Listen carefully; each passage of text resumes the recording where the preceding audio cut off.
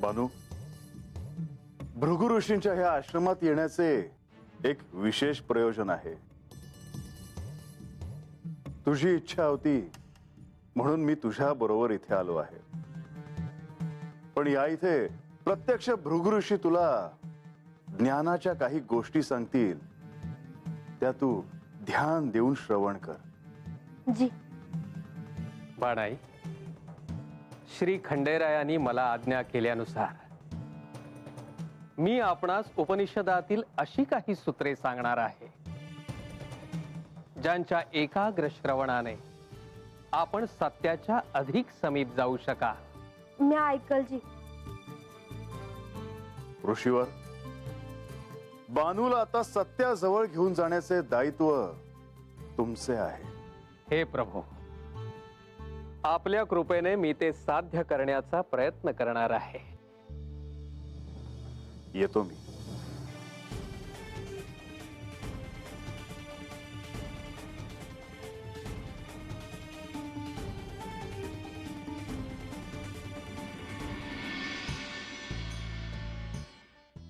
बाणाई, आत्मा आत्मा म्हणजे जो सर्वत्र भरून राहिला आहे, शुद्ध, तेजस्वी, शरीररहित, ज्याचा क्षय होऊ शकत नाही असा, म्हणजे ज्याचा कोणताही अंश अल्पशा प्रमाणातही नष्ट होऊ शकत नाही असा, अक्षय, ज्याला कोणतेही अवयव नाही, म्हणजे निरवयवी, अखंड, निष्कल, शुद्ध, ज्याला कोणत्याही पातकाचा कधीही थोडा सुद्धा स्पर्श होऊ शकत नाही असा निर्मल, क्रांतिदर्शी, सर्वज्ञ, मनाला प्रेरणा देणारा, सर्वश्रेष्ठ, ज्याला कोणीही निर्माण करणारा नाही, ज्याच्या प्रत्येक गोष्टीला तो स्वतःच कारण आहे, सर्व गोष्टी, सर्व घटनांची व्यवस्था जो यथायोग्य रीतीने लावतो, आणि ही लावलेली व्यवस्था आणि निर्माण केलेले नियम जसेच्या तसे राहतात. काळाचा त्याच्यावर कोणताही प्रभाव पडत नाही असा तो आत्मा. आणि बाणाई, म्हणून आपली त्या जगन्यंत्याकडे अशी प्रार्थना असायला हवी की हे प्रभू, आमच्या कानांनी आम्हाला तेच ऐकू दे जे कल्याणकारक आहे, मंगल आहे, श्रेष्ठ आहे, शुभ आहे.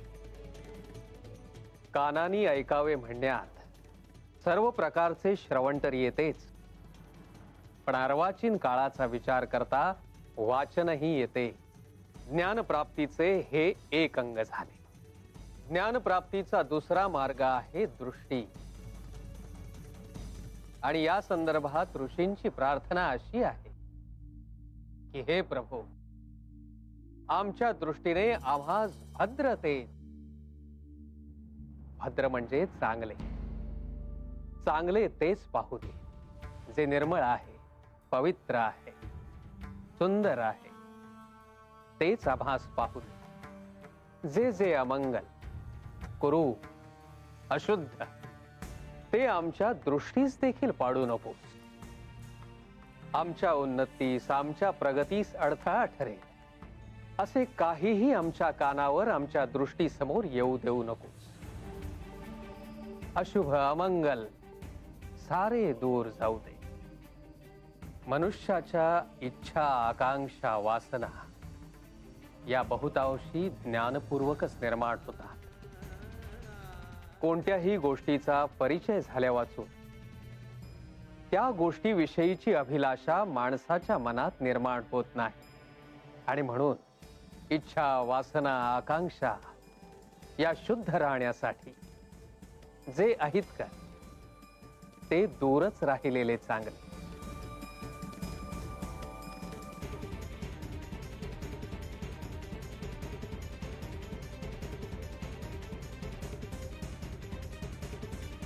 शुभम भवतु.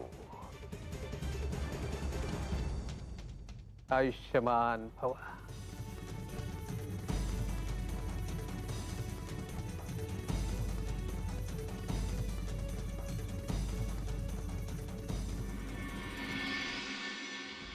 अहो, मला असं वाटतं आहे की आपण स्वतः नेवासेला जाऊन पाहायला हवं. देवी, आपण निष्कारण काळजी करता आहात. ज्या सेवकांना हे कार्य सोपवलं आहे त्यांना हे ठाऊक आहे की या कार्याची वाच्यता कुठेही करायची नाही. त्या खरंच तिथे असतील तर? परंतु त्या जर तिथे असल्या तर किमान त्या कुठे आहेत हे तरी आपल्याला कळेल, कारण ह्या क्षणी ते देखील आवश्यक आहे. हे सारं काहीसं अनपेक्षित आणि विचित्र वाटत नाही तुम्हाला? वाटतंय देवी, परंतु जोवर श्री म्हाळसादेवींचा शोध लागत नाही तोपर्यंत कोणत्याही निष्कर्षापर्यंत पोचणं अयोग्य आहे. हो, ते देखील खरंच आहे म्हणा.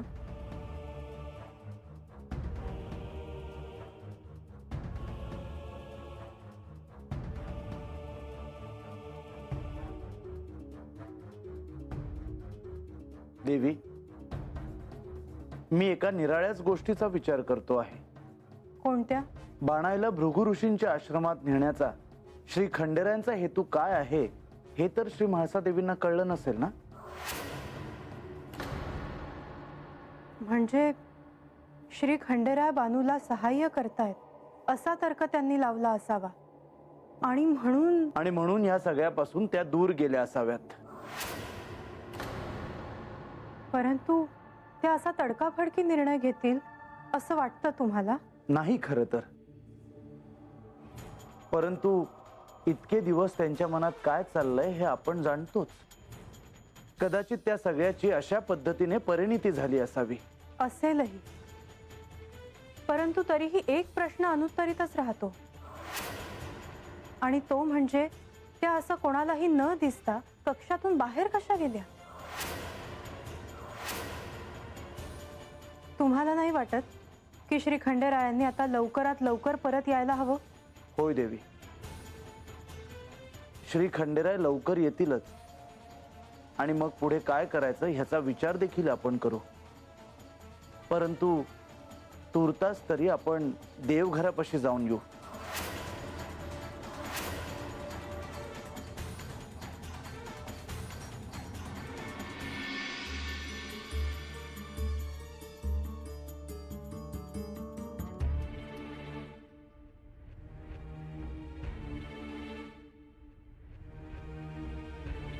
माते, असं का केलंस तू? कोणालाही न सांगता कुठे निघून गेलीस?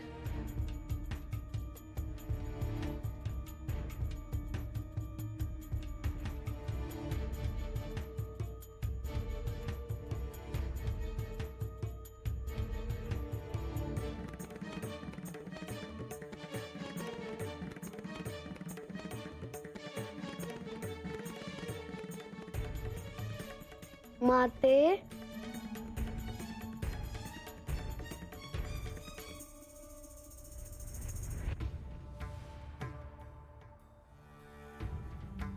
श्री गणेश,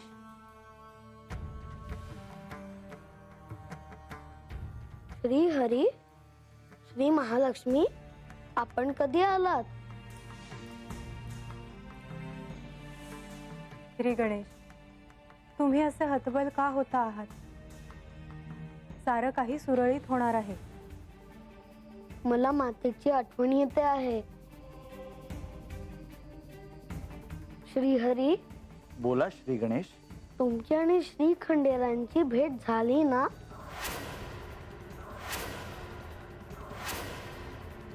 हो, ते लवकरच जेजुरीच्या दिशेने प्रस्थान करतील. म्हणजे माता कुठे गेली आहे हे त्यांना देखील माहिती नाही का?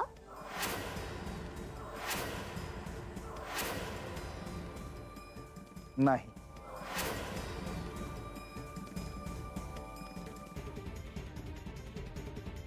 खरं तर मला देखील असं वाटलं होतं की त्यांनी त्वरित गडावर यावं. मला तर त्यांनी जाऊच नये असं वाटलं होतं.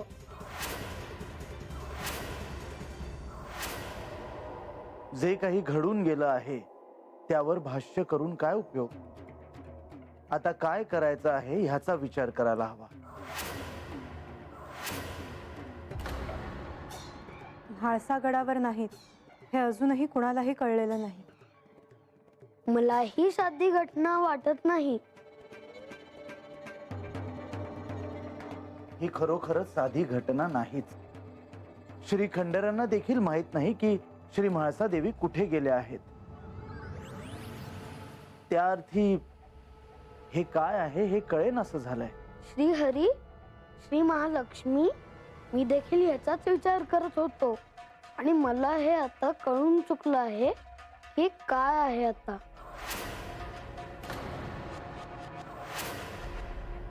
काय श्री गणेश?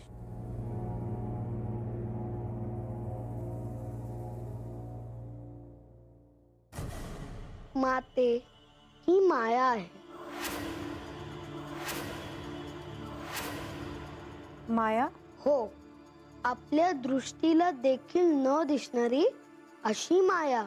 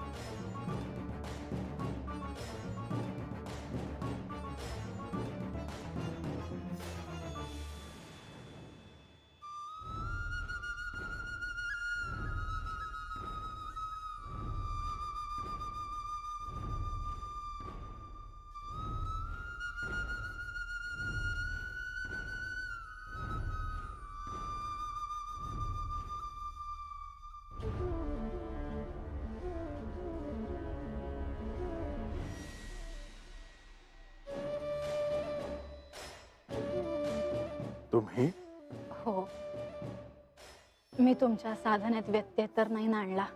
नाही, पण तुम्हाला माझ्याशी काही बोलायचं आहे का? हो, मी विचारणा करणारच होते. कशाबद्दल? तुम्ही या ठिकाणी महर्षी भृगु ऋषींच्या आश्रमात आलात. इथे येण्यामागे नक्कीच काहीतरी हेतू असणार. खरंच तुम्ही मात्र फार प्रश्न विचारता. काय करणार, जोवर योग्य उत्तर मिळत नाही, शंकेचं समाधान होत नाही, तोपर्यंत प्रश्न विचारत राहावे. बर, जे काही तुम्हाला विचारायचे आहे ते मनमोकळेपणाने विचारा. तुम्ही इथे नक्की का आलात? कारण महर्षी भृगु ऋषींच्या आश्रमात तुम्ही असे सहज येणार नाही, हो ना? होय, पण तुम्हाला असे का विचारायचे वाटले? कारण मी पाहते आहे, महर्षी भृगु तुमच्या पत्नीला काहीतरी शिकवण्याचा प्रयत्न करतायत. ते महर्षी भृगु आहेत. सप्तर्षीं समान त्यांचे स्थान आहे. त्यांच्याकडून काहीतरी शिकण्याचा मानस असणार असं जाणवलं मला. होय, माझे इथे येण्याचे प्रयोजन केवळ बानू बरोबर कुठेतरी जाणे असे नव्हे, तर भृगु ऋषींच्या आश्रमात येण्याने तिला साधना काय आहे हे कळावं. ह्या साधनेच्या दृष्टीने काही गोष्टी कळाव्यात, हा माझा हेतू आहे. म्हणजे तुमच्या पत्नीला सारं काही कळालं.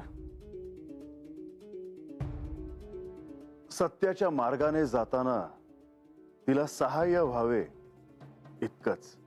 पण हा अन्याय आहे असे तुम्हाला वाटत नाही का? अन्याय? त्या दोघींना सत्याचे स्मरण झाले की तुम्ही अवतार समाप्ती करणार, आणि जिला सत्याचे स्मरण होईल तिच्या सोबत तुम्ही कैलासात जाणार. तुम्हाला फारच माहिती आहे. कानावर येत असतं सारं काही. असत्य बोलते आहे का मी? नाही, तुमची शंका बरोबर आहे. म्हणजे तुम्हालाही मान्य आहे की हा अन्याय आहे? खरं तर तुम्ही न्यायशास्त्राचे प्रणेते आहात. तुम्ही असा अन्याय का करता आहात हा प्रश्न मला पडला आहे.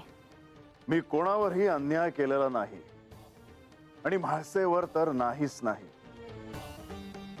जसं बानूला सत्य काय आहे हे कळावं ह्यासाठी मी प्रयत्न करत आहे, तसंच म्हाळसेला देखील सत्य काय आहे हे कळण्यासाठी मी प्रयत्न केलेच आहेत. दोघींनाही सत्य काय आहे हे कळावं असं मला देखील वाटत आहे. पण कोणास ठाऊक तो क्षण केव्हा येईल.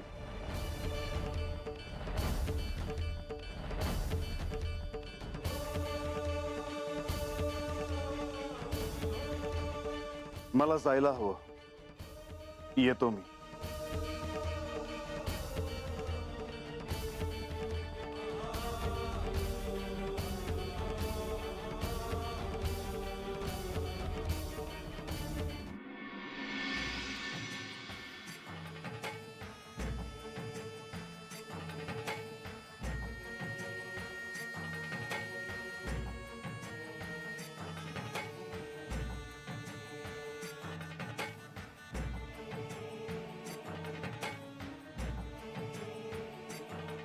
बानू,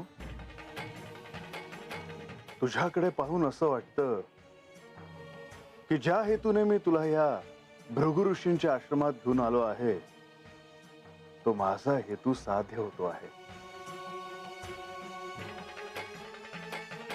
होय देवा, तेव्हा तुम्ही हायसा म्हणून माझ्यासारख्या रानात राहणाऱ्या साध्या बाईला आज हे समज ठाऊ होत आहे.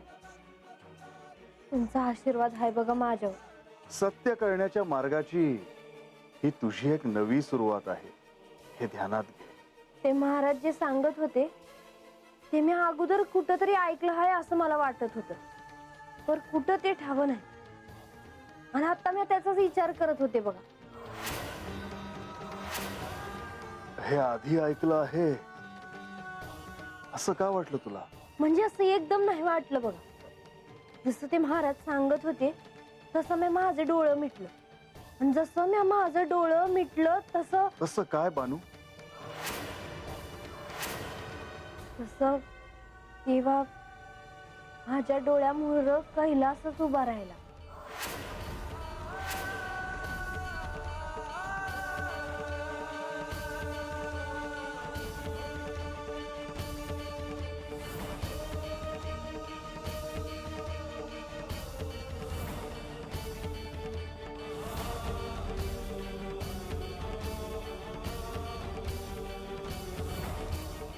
तो कैलास, ती समधी जागा,